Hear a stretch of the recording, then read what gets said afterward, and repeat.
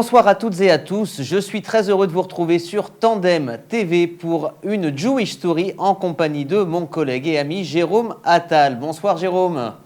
Bonsoir Jérôme, bonsoir à toutes et à tous. Alors ce soir, tu vas nous parler des croisades, des accusations de déicide, de Pierre l'ermite, bref, voyage dans le temps toujours autour de ces questions qui nous préoccupent. Alors je te laisse la parole tout de suite pour démarrer Merci. cette spéciale Jewish Story.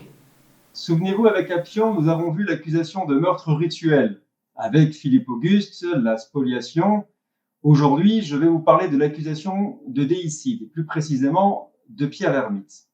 Alors pourquoi ce personnage? Parce que comme Appian, l'histoire a trop oublié un homme qui, dans l'histoire du peuple juif, a pourtant eu une importance de premier plan. Bien que ce ne soit pas lui qui, à l'instar des autres, a inventé ce mythe, mais il reste pourtant un personnage majeur dans la responsabilité de sa propagation et donc de ses conséquences. D'habitude, je commence par le contexte. Vous savez, pour bien comprendre les événements, mais étant contemporain d'Appian, le contexte est donc le même. Souvenez-vous, dans l'émission précédente, nous avions parlé du 1er siècle, c'est-à-dire entre l'an 1 et l'an 100, et de son importance historique du fait de ces événements majeurs pour l'histoire du peuple juif, parmi lesquels nous avions cité, sans s'y attarder, la crucifixion de Jésus en 30. De cet événement va découler le premier mythe sur les Juifs de la chrétienté. J'ai nommé le déicide.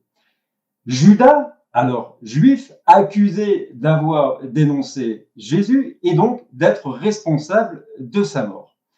Et par extension, les Juifs dans leur ensemble sont désignés d'être les assassins de Jésus, car en accuser les Romains était impossible, car cela aurait empêché de faire du latin la langue du christianisme et de Rome sa capitale. Et donc, accuser les Juifs était le plus simple. Au IIe siècle, un auteur, l'évêque de Sardes, en Grèce actuelle, nommé Militon, s'est servi à porter à l'encontre des Juifs d'avoir tué Dieu. Il est sans doute le premier auteur chrétien à parler de peuple déicide. C'est à lui que l'on fait référence pour cette accusation. On sait très peu de choses de lui, probablement issu d'une famille branche chrétienne juive, car malgré sa chrétienté, il continuait de célébrer Pessah, bizarrement, le 14 Nissan. Et toutefois, l'accusation de déicide s'installera aussi à partir d'un mythe écrit dans un ouvrage par un philosophe chrétien dénommé Justin de Naplouse. Ce livre, intitulé Dialogue avec Tryphon le Juif, est une œuvre décrivant un dialogue purement fictif. Justin révèle sa pensée sur les Juifs à Tryphon, un Juif imaginaire. Certains reconnaîtront Rabbi Tarfon, un des plus célèbres rabbins de l'époque. Néanmoins, et malgré sa haine anti-juive, Justin décédera une dizaine d'années plus tard, exécuté par le fouet et décapité à Rome en 165. J'avoue ne pas savoir qui, de Militon au Justin de Naplouse, a été l'inventeur de cette accusation. Tous deux étant contemporains, j'ai du mal à en reconnaître la paternité. Mais l'accusation de déicide était bien née. Alors, pour m'aider à répondre à cette question, j'ai demandé à un historien par email, à monsieur Simon Claude Mimouni, son avis sur cette question. Il m'a honoré d'une réponse que je vais vous lire. Justin affirme que les Juifs ont assassiné le Christ, mais c'est Militon qui affirme que Dieu a été assassiné par les Juifs. Personnellement, j'estime que la paternité de l'accusation de déicide revient à Militon et non pas à Justin. Car à l'époque, il est difficile de dire que Christ égale Dieu. Ce n'est pas si simple, c'est même très complexe, car pour certains auteurs chrétiens, c'est le cas, mais pas pour d'autres. Les deux personnages sont plus ou moins contemporains, mais il est impossible, faute de documents, de savoir s'ils se sont connus. Fin de citation. Et j'en profite au nom de Tandem TV, justement, de le remercier pour sa réponse et vous dire qu'il est l'auteur de nombreux ouvrages sur l'histoire du peuple juif que je ne peux que vous conseiller d'acquérir. Et donc, on peut affirmer, grâce à monsieur Simon Claude Mimouni, avec certitude, que c'est bien Militon le père de cette accusation. Et là, donc, on fait un bond de 800 ans jusqu'à la première croisade. Rapidement, pour expliquer ce que sont les croisades, en 632, à la mort de Mahomet, les musulmans lancent une guerre sainte et commencent alors la conquête arabe et prennent Jérusalem en 638. La Terre sainte et le tombeau du Christ deviennent alors sous domination musulmane. Les musulmans permettent malgré tout aux autres religions de continuer leur pèlerinage, non sans condition pour les Juifs, avec notamment le statut de dhimmi et le tristement célèbre pacte d'Omar qui fera naître le signe jaune distinctif à porter sur les vêtements des Juifs. Déjà à cette époque, mon cher Jérôme, ça date pas de la Deuxième Guerre mondiale, mais du pacte d'Omar, le fameux signe jaune distinctif. Mais j'allais te dire, c'est peut-être la raison pour laquelle il n'y a pas une réaction du monde chrétien à cette époque-là, parce que les musulmans, qui vont rester des centaines d'années, au départ, ont cette tolérance de laisser les chrétiens pèleriner le tombeau du Christ. Mais c'est surtout intéressant de voir que ce signe distinctif date du pacte d'Omar et n'a rien à voir avec la Deuxième Guerre mondiale, qui est une idée urbaine, dirons-nous. Alors, au XIe siècle, en 1071, l'empire turc musulman des Seldjoukides, des Sunnites, prend de l'ampleur et prennent Jérusalem. Mais par contre, empêchent à leur tour les chrétiens de pèleriner sur le tombeau du Christ, et ce qui va bien sûr ne va pas plaire au pape. En 1092, une guerre civile va diviser l'empire seldjoukide.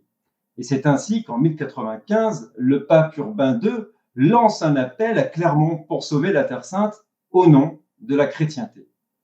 Et l'empereur romain d'Orient et le pape en profitent pour demander de l'aide à l'Occident. Et pour les motiver, le pape va accorder aux combattants le salut de leur âme. Et pour l'époque où la religion est de premier plan, c'est une proposition à ne pas manquer. La réponse sera instantanée.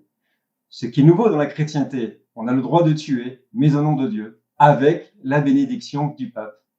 Ainsi va naître la première croisade, même si le mot de croisade n'apparaîtra que 2 siècles après. Donc vous l'aurez compris, en bref, ce sont des expéditions militaires organisées par les chrétiens d'Occident pour libérer Jérusalem et le tombeau du Christ.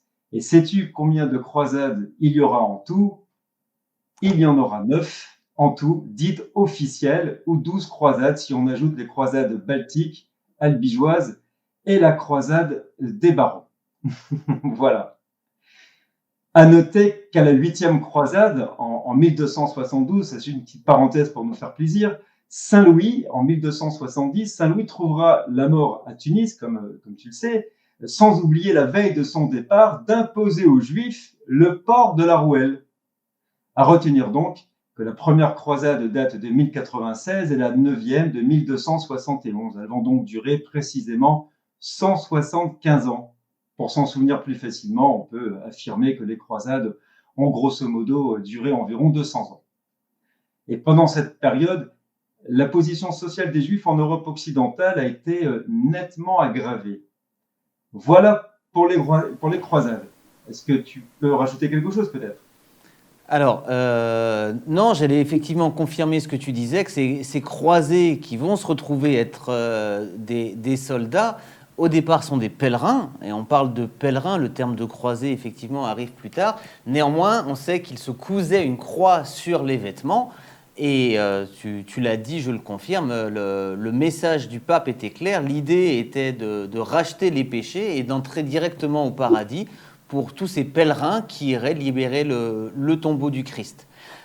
Petite chose peut-être, on est juste après le grand schisme. 1054, le grand schisme qui va diviser le monde chrétien pendant 900 ans entre les catholiques et le monde orthodoxe pour des questions théologiques d'importance, disons, modeste, à savoir est-ce que le Saint-Esprit vient uniquement de Dieu le Père ou de Dieu le Fils? Et sur cette question simple, ça va fâcher l'Église d'Orient, l'Église d'Occident. On va avoir ces deux grands courants et pendant 900 ans, ils vont être fâchés. Donc je pense qu'on peut rajouter sur le point de vue du pape une dimension politique d'avoir incité et d'être l'instigateur, le meneur de ces croisades dans cette nouvelle relation qu'il a également avec le monde chrétien de l'Orient. Donc, Merci pour la précision. première croisade, la plus connue, Godefroy de Bouillon, mais il va se passer plein de choses particulières pendant cette première croisade. Alors l'essentiel pour ma part et pour notre part et pour le sujet de ce soir, c'est que maintenant je vais vous présenter Pierre l'Ermite, le moine Pierre l'Ermite, dit Pierre d'Amiens. C'est le premier prédicateur des croisades. Amiens, ville dont il est originaire et où l'on peut encore aujourd'hui voir sa statue, mais aussi en Belgique, à Huy, H-U-Y, Huy, je ne sais pas si je le prononce bien, village entre Namur et Liège, à l'ancienne abbaye de Neuf-Moustier. Pierre l'Ermite avait fait à son retour de Terre Sainte, peu avant de mourir, un prieuré où il y est toujours enterré. Et là aussi, sa statue trône en plein milieu. C'est par lui que va ressurgir l'accusation de déicide formulée 800 ans plus tôt, car cette accusation n'avait pas encore pris corps auprès des populations jusque-là. On peut donc affirmer qu'il est directement responsable de la mort de milliers de Juifs. Au concile de Clermont, en 1095, Pierre l'Ermite et Urbain II ont suscité l'enthousiasme de la chevalerie française pour libérer Jérusalem et le tombeau du Christ des mains des musulmans. Godefroy de Bouillon, comme tu l'as si justement rappelé, déclara qu'il vengerait le sang de Jésus sur celui des Juifs et n'en laisserait aucun en vie, tandis que ses compagnons menaçaient d'exterminer les Juifs s'ils ne se convertissaient pas. Et donc là, effectivement, on peut lier directement la haine des Juifs avec le déicide et donc le prêche de Pierre l'Ermite. Fort du succès de la promesse du pape, Pierre l'Ermite va rassembler une armée de paysans, de femmes, d'enfants et de chevaliers sans maître pour partir libérer Jérusalem. Ils affluèrent vers l'est, traversent le sud de l'Allemagne, la Hongrie, les Balkans, massacrent en chemin les communautés juives et donc, dès le début, des groupes de croisés vont attaquer des Juifs. Alors, juste pour qu'on soit bien d'accord, en fait, là, on n'est même pas encore dans la première croisade, on est ce qu'on appelle dans la proto-croisade, la croisade populaire, la croisade des paysans. Godefroy de Bouillon, Tancrède, Raymond de Toulouse, etc., tous ces ducs, comtes, eux, vont mettre un peu de temps à se préparer après le discours de Clermont. Ce n'est que le 15 août 1096 qu'ils vont partir, jour de l'Assomption très symbolique de la Vierge, qui vont quitter l'Europe et partir. Là, tu nous parles de Pierre l'Ermite, de la croisade paysanne, qui, juste après le discours de Clermont, ces paysans vont se regrouper et vont essayer eux-mêmes d'aller libérer Jérusalem. Absolument, croisade populaire, tu l'as si justement dit. Et donc, sur la route de Jérusalem, des colonnes de croisés surexcités traversent des villes de Champagne et du Rhin où se trouvaient d'importantes communautés juives qui se dirigent tout droit vers Cologne. Et en janvier 1096, ces communautés juives de France envoyèrent des lettres aux Juifs du Rhin pour fixer un jour de jeûne pour essayer de conjurer le mal. Le 10 avril 1096 précisément, premier jour de la Pâque chrétienne naturellement, Pierre l'Ermite se présenta aux portes de Trèves en Allemagne, armé d'une lettre des communautés juives de France destinée à leurs corélégionnaires allemands, leur demandant de fournir des provisions à Pierre et à ses croisés pour leur expédition vers la Terre Sainte. La communauté juive, terrifiée, n'a pas eu d'autre choix que de s'exécuter, et Pierre et ses partisans ont continué leur chemin. Pourtant, peu après, les bourgeois de la ville se sont soulevés contre les Juifs, ont découvert les rouleaux de la Torah que les Juifs avaient placés dans le bâtiment en lieu sûr et malheureusement les ont profanés.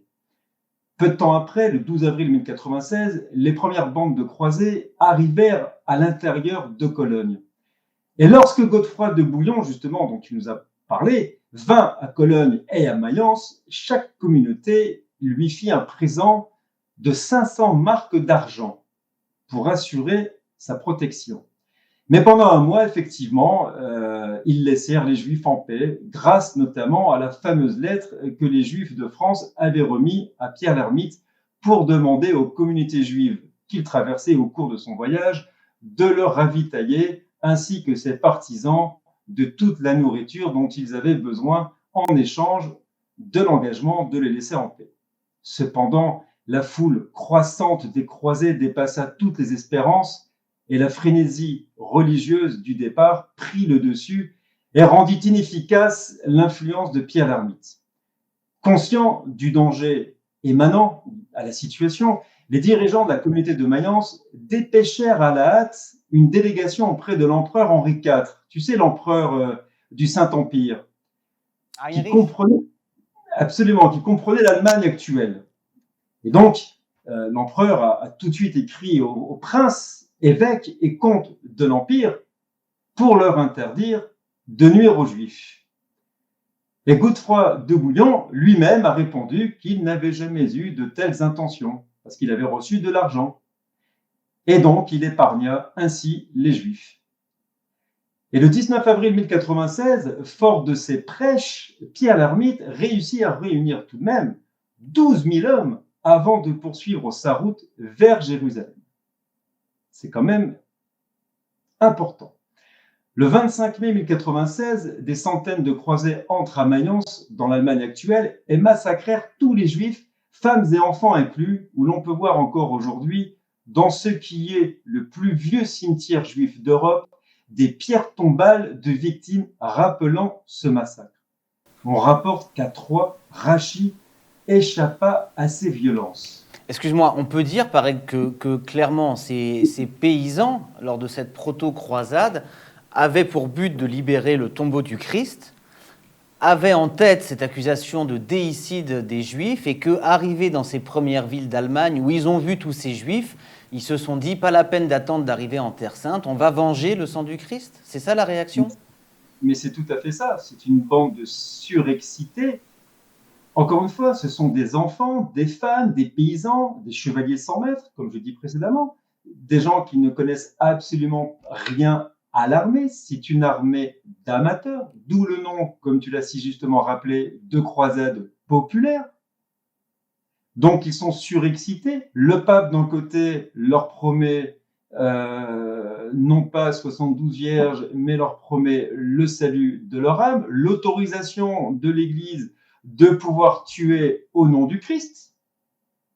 Et donc, cette bande surexcitée, avec la bénédiction du pape et le prêche de Pierre l'Ermite, l'équation donne au résultat le massacre des Juifs. Et voilà pourquoi je continue de développer et pourquoi je voulais mettre en avant, comme on l'a fait la fois dernière avec Capion, je voulais mettre en avant ce sinistre personnage de Pierre l'Ermite. Et j'ai bien insisté, si tu as noté, le fait qu'il avait des statues quand même.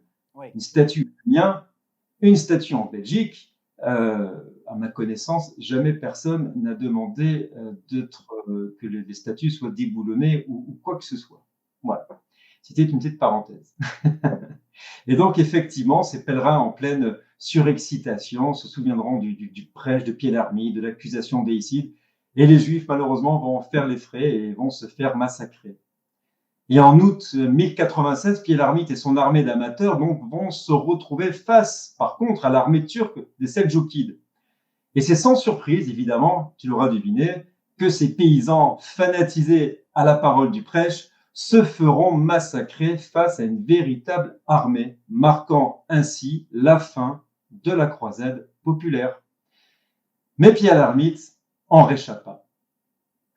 Et lors de la deuxième croisade en 1146, pas beaucoup de temps après, le pape en revanche charge l'abbé de Clairvaux d'empêcher de nouveaux massacres, car ils sont mal vus par l'Église et même jugés antichrétiens. Et c'est très intéressant. Pourquoi sont-ils jugés antichrétiens ? Il est alors même rappelé aux chrétiens la doctrine d'Augustin, élaborée pourtant 600 ans auparavant, qualifiant les Juifs de fossiles vivants. Car les Juifs, alors accusés de déicide, sont la preuve vivante de l'existence de Jésus, puisqu'ils l'ont tué. Faut-il rappeler que sans Juifs, il n'y a pas de Jésus, et donc pas de christianisme ? Il ira même jusqu'à dire que celui qui touche à un Juif, c'est comme s'il touche à Jésus lui-même. Incroyable. Malgré cela, des massacres se poursuivront et constitueront la première vague de massacres des Juifs en Europe. C'est ça, c'est-à-dire qu'on peut dire que de cette période de la première croisade datent les massacres de Juifs non seulement des vols, mais on parle de viols et on parle de massacres de centaines de juifs qui ont été massacrés uniquement parce que juifs. De pillages, de vols, d'exactions en tout genre. Et plus tard, au XVIIe siècle, encore une fois, un autre prédicateur du nom de Jacques Bénigne Bossuet, qui est un digne héritier direct de Pierre l'Ermite, dont on peut voir le portrait au Louvre, rien que ça, ou encore dont un musée porte le nom à Meaux, dans le 77, en région parisienne, eut deux paroles extrêmement sévères à l'égard des Juifs et a rappelé l'accusation de déicide. À cause de Pierre l'Ermite, l'accusation de déicide était, elle, bien ressuscitée. Cette accusation de déicide cessera en 1965 à Vatican II. Le Concile Vatican II fait une déclaration appelée, j'espère que je prononce bien parce que c'est du latin, Nostra Aetate, précisant que les Juifs ne peuvent être considérés comme responsables de la passion, de la mort du Christ, et rappelle aussi que les apôtres et les premiers disciples de Jésus sont juifs. Et va même reconnaître les racines juives de la foi chrétienne. Et c'est ainsi que le 28 octobre 1965, le pape Paul VI proclamera que les Juifs ne sont pas collectivement coupables de crucifixion. Événement important puisqu'il conduira aussi 3 ans plus tard, en 1968, à l'abolition du décret de l'Alhambra, l'édit d'expulsion des Juifs des rois d'Espagne. J'allais dire que c'était 3 ans plus tard la première fois que le pape allait venir en Israël, Paul VI en 1968. Ben voilà pourquoi. Donc en conclusion, effectivement, on peut affirmer que les croisades ont été désastreuses pour les Juifs européens. Naturellement, ça c'est absolument pas nouveau. Avant les croisades, les Juifs pourtant avaient pratiquement le monopole du commerce des produits orientaux. Et à partir de cette époque, il y a eu des restrictions sur la vente des produits, des marchandises par les Juifs. Par exemple, à Strasbourg, jusqu'à la première croisade, les Juifs vivent depuis l'époque de Charlemagne dans des conditions relativement favorables. Ils jouissaient de la liberté en matière commerciale, ont leur propre code judiciaire, ayant le droit de posséder des biens, de porter des armes et d'exiger la protection des autorités. Et cette période paisible, malheureusement, se terminera avec le début des croisades, où des milliers de Juifs ont été tués, massacrés et pillés à cause de l'accusation de déicide et donc du prêche de Pierre l'Ermite. Voilà les conséquences pendant plus de 800 ans d'un mythe. Voilà pourquoi je tenais tant à parler de Pierre l'Ermite. Voilà, Jérôme. Merci beaucoup, Jérôme. On a beaucoup appris grâce à toi ce soir sur cette période assez méconnue de l'histoire. J'espère que vous avez aimé cette émission et je vous dis à très bientôt pour un prochain Jewish Story sur Tandem TV. Merci, Jérôme. À très bientôt. Avec plaisir. À bientôt. Au revoir.